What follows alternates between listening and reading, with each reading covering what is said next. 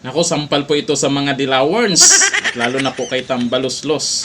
Teka lang, dapat doble. Netong nakaraan lang po ay yung Department of Education ay nakakuha ng pinakamataas na trust and performance rating sa kabila po ng kanilang paninira kay Vice President Sara Duterte. At ito ngayon ang matindi. Dapat ito yung gawing House Speaker, no?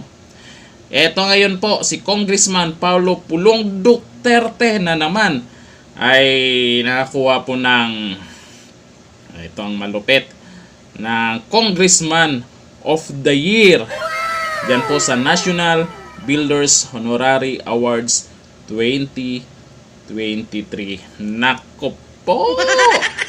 Nako po! Nako po! Ito yung nagtatrabaho. Yung iba ngak-ngak na ngak-ngak, wala pang ang nagawang trabaho, picture dito, picture doon. Tingnan yung mga nangyari. Resulta. Yan po yung talagang nagtatrabaho, hindi yung namumuliti ka na, aga-aga pa.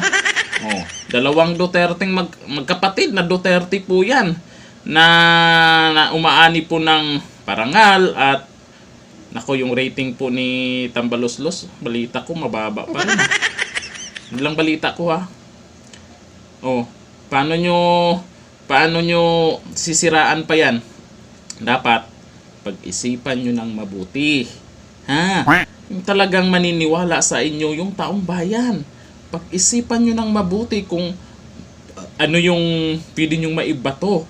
Lalo kay Vice President Sara Duterte kasi marami pong takot dyan na magiging Pangulo. Nako, pag naging Pangulo po yan, nako, kinakabahan na po yung mga taga-kaliwa. Yung mahilig mag-recruit. At si Raul Manuel sa ngayon ay pinaiimbestigahan na sa Senado. Abangan natin yan. Hanggang dito na lang. Thank you. Bye-bye.